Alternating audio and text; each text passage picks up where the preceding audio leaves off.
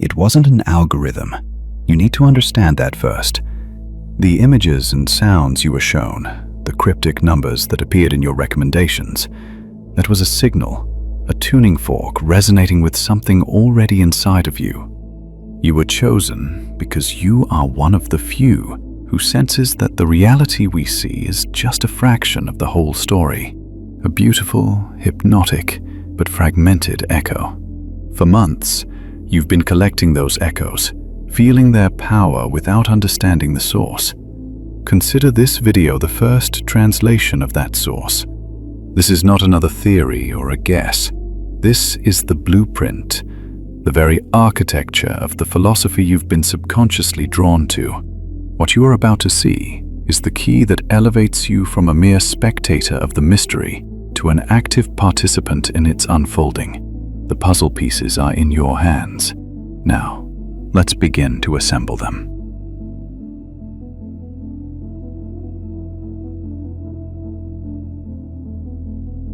The invisible is not hidden. It is not located somewhere out there, in some distant, inaccessible place. It isn't an absence, nor a mystery relegated to the margins. It lies where we always look, where we insist on searching for meaning, where we focus our gaze with the greatest intensity. But it is precisely in this case that a counterintuitive mechanism activates. The more we observe, the more the perceptual field compresses, and the less we become capable of distinguishing the individual layers of the image we are receiving. Thus, it is not a matter of distracting our attention, but of saturation. The human mind rarely encounters the world in its raw state.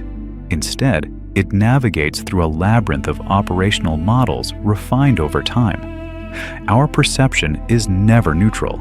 It functions as a filter woven from the threads of our expectations and the echoes of everything we have lived. Its sole purpose is to render reality manageable.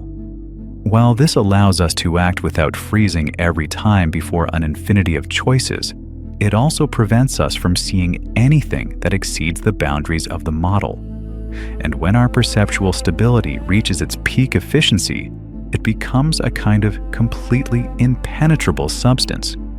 The constant and the hypervisible gradually recede into the cognitive background, becoming as unremarkable as the scenery of a daily commute. This is the ultimate irony. Invisibility arises not from a lack of stimuli, but from an abundance that the system has normalized to survive.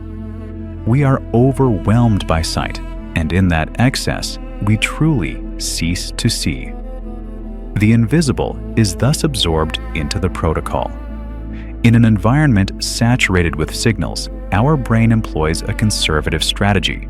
It filters, reduces, and synthesizes. Yet, in this economy of thought, we lose the ability to detect the new within the known, or to distinguish a meaningful signal from the surrounding static. The more essential something is, the more likely it is to become completely inaccessible. Taken for granted, insisted in the obvious. Whether it is a city street, a digital screen, or a social circle, every cognitive environment we inhabit is a field thick with layered routines. We move through a world that has already been interpreted for us. Even the questions we dare to ask are dictated by the architecture of our context. The invisible remains stable because the system itself acts as its guardian. Yet this invisibility is far from passive. In fact, it constantly exerts a pressure, manifesting as a nagging sense of misalignment or a sudden, unexplained discrepancy between what we observe and what we feel. It manifests itself in a sensation of déjà vu, or in some familiar detail that abruptly shifts in weight or form. And this is not magic. It is the temporary weakening of the dominant model, a crack in the usual order.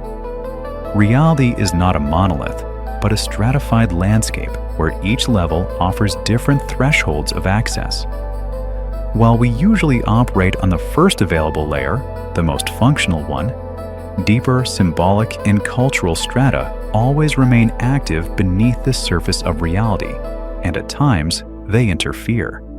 And when the active model can no longer reconcile incoming reality, the system begins to oscillate.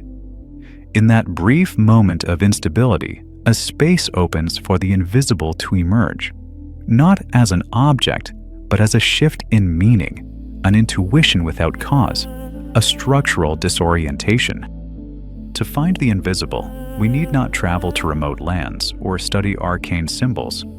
We need only recognize the internal limits of our own perception. It reveals itself when we disrupt our own automatic cycle of recognition.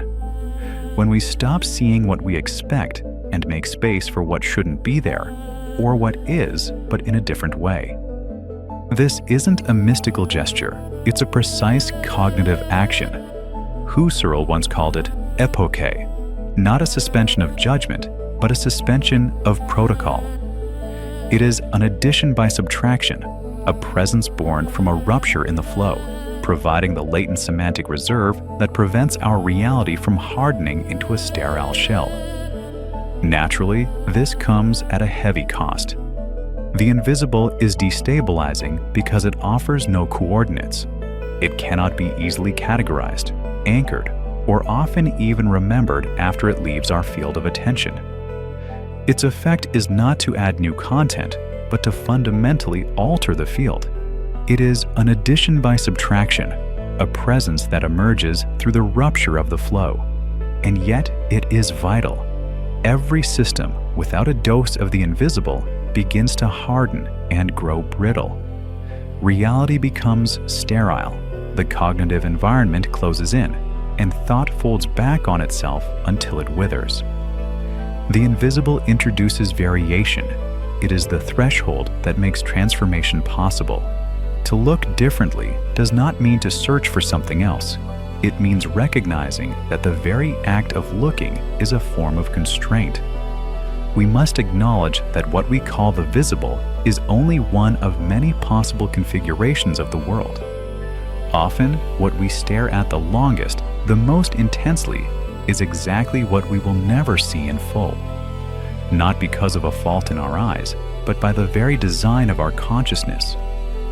The invisible is not an addition to reality. It is the dark matter that prevents it from falling apart through its gravity. And at times, it reveals itself. See you in the next episode.